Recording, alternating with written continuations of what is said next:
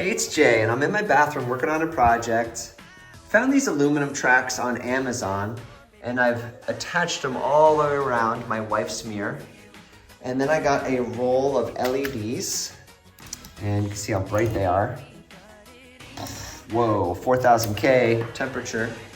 And these tracks essentially just attach in, and then they have these little plastic covers that kind of diffuses the LEDs a bit.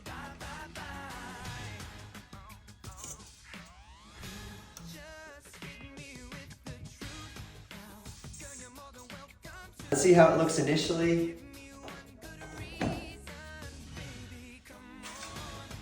Wow.